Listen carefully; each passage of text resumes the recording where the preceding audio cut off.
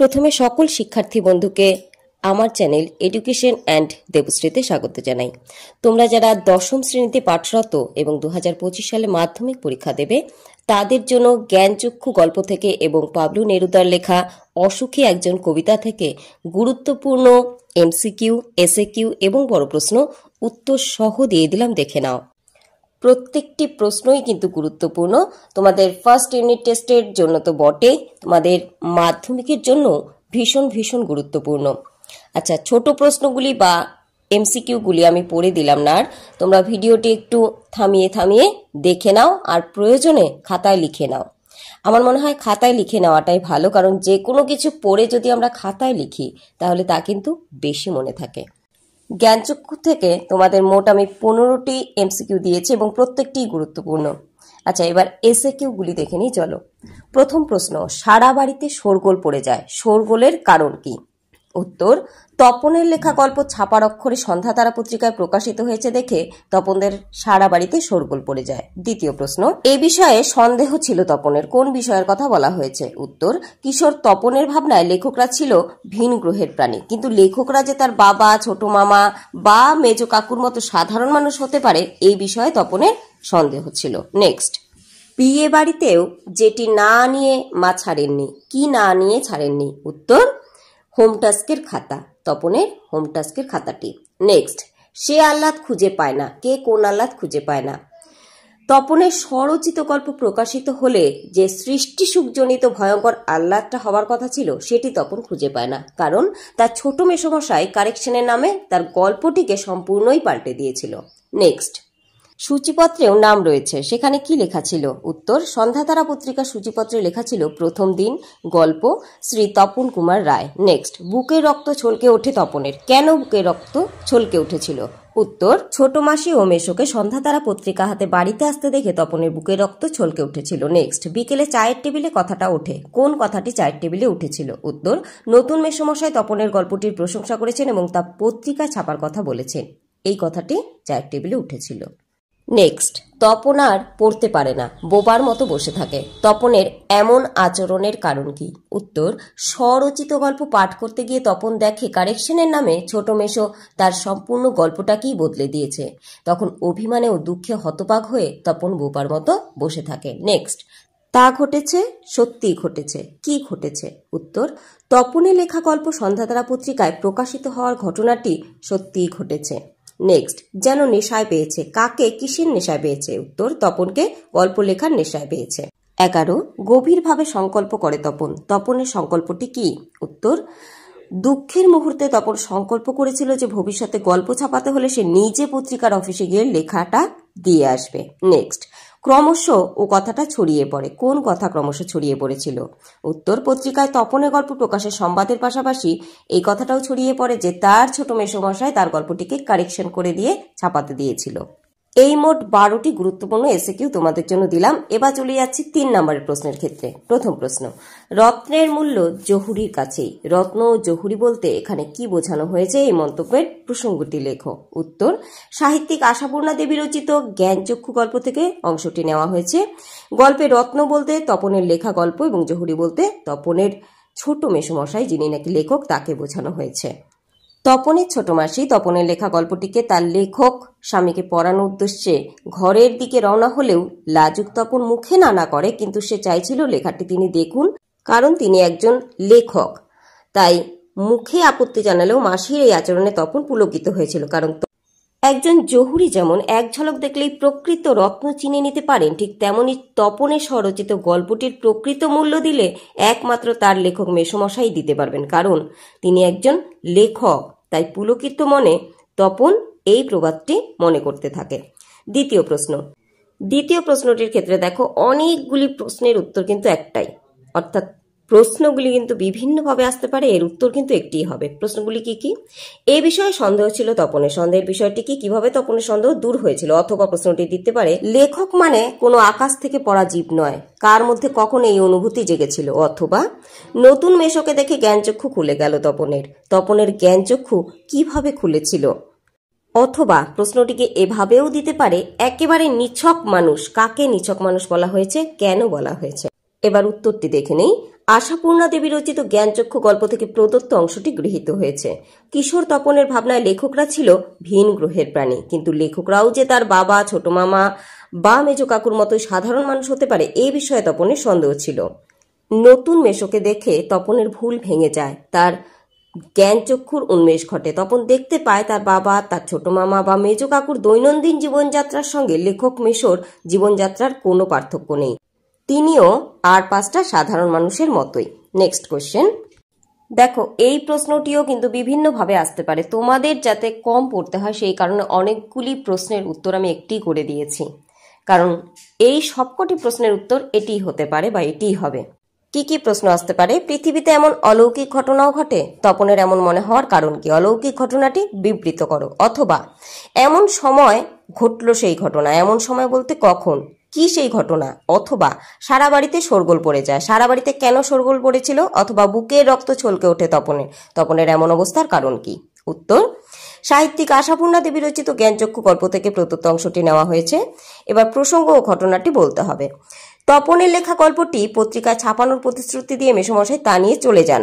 ছাপার অক্ষরে তপনের স্বরচিত গল্পটি দেখবার আশায় তপন অপেক্ষা করতে থাকে, কিন্তু দীর্ঘদিন পরেও কোনো সংবাদ না পেয়ে সে একেবারে আশা ছেড়ে দেয়।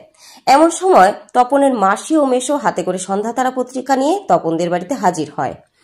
উত্তেজনায় তপনের বুকের রক্ত ছলকে ওঠে। পত্রিকা দেখেই সে অনুমান করে যে এই পত্রিকাতে তারই লেখা গল্পটি ছাপা হয়েছে, আর তার লেখা গল্পটি হাজার হাজার ছেলেমেয়ের হাতে ঘুরবে।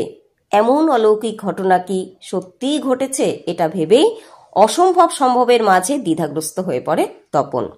এবার চলে যাচ্ছি 5 নম্বরের প্রশ্নে। দেখো, 5 নম্বরের জন্য আমি একটি প্রশ্ন দিয়েছি।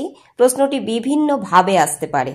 প্রচুর প্রশ্নের উত্তর কিন্তু একটাই, কাজেই তোমাদের কিন্তু একেবারেই বেশি পড়তে হবে না। দেখো, প্রশ্নগুলি কি কি হতে পারে। তপনের মনে হয় আজ তার জীবনের সবচেয়ে দুঃখের দিন। কোন দিন? কেন তপনের কাছে দিনটি দুঃখের? কেন তপনের এ কথা মনে হয়েছিল? অথবা গল্প ছাপা হলে যে ভয়ঙ্কর আহ্লাদটা হবার কথা, সে আহ্লাদ খুঁজে পায় না। কোন আহ্লাদের কথা বলা হয়েছে? কেন তপন তা খুঁজে পায়নি? আচ্ছা, এখানে না খুঁজে পায়নি হবে, হ্যাঁ, দেখে নিও একটু। অথবা সারা বাড়িতে শোরগোল পড়ে যায়। কি কারণে সারা বাড়িতে শোরগোল পড়েছিল? এই শোরগোলের পরিণতি কি হয়েছিল? অথবা তপন যেন কোথায় হারিয়ে যায় এই সব কথার মধ্যে। তপন কোন সব কথার মধ্যে হারিয়ে গিয়েছিল? কথাগুলি শুনে তপনের কি উপলব্ধি হয়েছিল? অথবা একটু আধটু কারেকশন করতে হয়েছে অবশ্য। কোন প্রসঙ্গে এই মন্তব্য? সারা বাড়িতে এ কথার প্রতিক্রিয়া কি হয়েছিল? অথবা তপন আর পড়তে পারে না, বোবার মতো বসে থাকে। তপনের এরকম অবস্থার কারণ কি? আচ্ছা, এটা বাবার হয়েছে, বোবার হবে, একটু ভুল হয়েছে টাইপিংয়ে, দেখে নিও। অথবা পৃথিবীতে এমন অলৌকিক ঘটনাও ঘটে। কোন ঘটনাকে অলৌকিক বলা হয়েছে? শেষ পর্যন্ত এর পরিণতি কি হলো? বা দিতে পারে এই ঘটনা শেষ পর্যন্ত তপনের কাছে কিভাবে নিরানন্দের ঘটনায় পরিণত হয়েছিল। অথবা এর প্রত্যেকটি লাইন তো নতুন, আনকোড়া, তপনের অপরিচিত। তপনকে এর বলতে কিসের কথা বলা হয়েছে? তপনের এমন অভিজ্ঞতার কারণ কি? উত্তর সাহিত্যিক আশাপূর্ণা দেবী রচিত জ্ঞানচক্ষু গল্প থেকে প্রদত্ত অংশটি গৃহীত হয়েছে। এরপর একটু প্যারা করে লিখবে।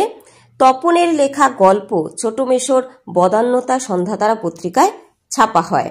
তপনের ছোট মাসি ও মেশো তপনদের বাড়িতে সেই গল্প সংখ্যাটি নিয়ে হাজির হলে তপনদের বাড়িতে শোরগোল পড়ে যায়। পত্রিকাটি হাতে নিয়ে সকলেই তপনকে বাহবা দিতে থাকেন। ঠিক সেই সময় মৃদু হেসে মেসোমশাই জানান কাঁচা হাতের এই লেখাটিকে তিনি সামান্য কারেকশন করে পত্রিকাতে প্রকাশ করেছেন।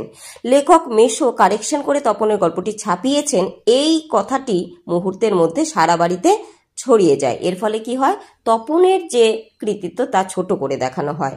তপনের বাবার মতে মেসোর মুন্সিয়ানায় তপনের গল্পটি ছাপা হওয়ার যোগ্যতা লাভ করেছে, তা নইলে ফট করে একটা লিখলো আর ছাপা হলো।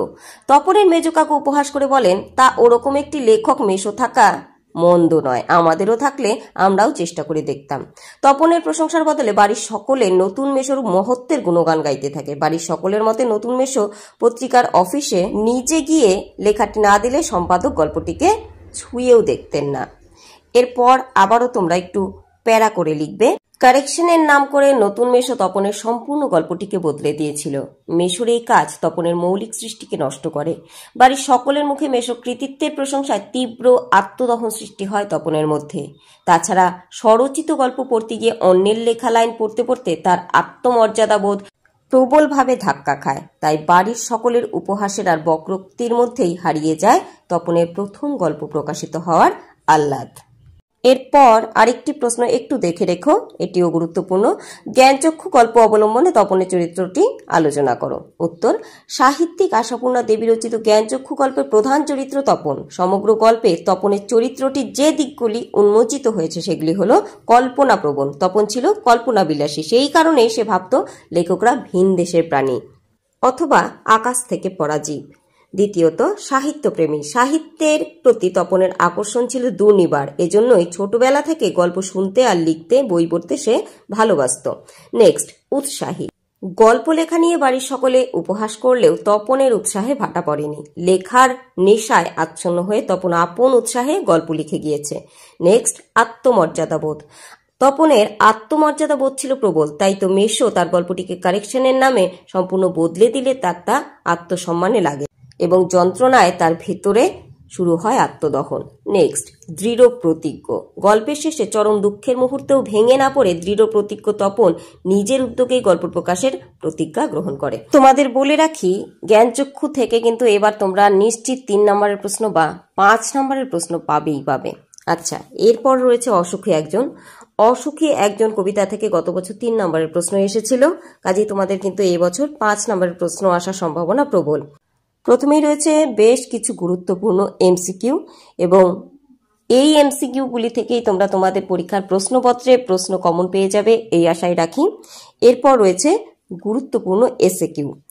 এমসিকিউগুলি আমি আর পড়ে দিলাম না, তোমরা একইভাবে খাতায় দেখে টুকে রাখো যাতে তোমরা পরীক্ষার সময় সহজেই পেয়ে যেতে পারো, বা আগেও বলেছি পড়াটি পড়ে লিখলে তা অনেক বেশি মনে থাকে। এরপর আমরা দেখে নেব এসএকিউগুলি। চলো, প্রথম প্রশ্ন, শিশু আর বাড়িরা খুন হলো। শিশু আর বাড়িরা কেন খুন হয়েছিল? উত্তর, ভয়ঙ্কর যুদ্ধের তাণ্ডবে সমগ্র সমতলে আগুন ধরে যায় আর তাতেই খুন হয় তারা। দ্বিতীয়, সমস্ত সমতলে ধরে গেল আগুন, কেন এমন হলো? উত্তর, যুদ্ধের সর্বগ্রাসী বিভৎসতায় সমস্ত সমতলে আগুন ধরেছিল। নেক্সট, অসুখী একজন কবিতায় যুদ্ধ শেষে মেয়েটি কি করেছিল? উত্তর, যুদ্ধ শেষে মৃত্যুহীনা মেয়েটি কথকের অপেক্ষায় পথ চেয়েছিল।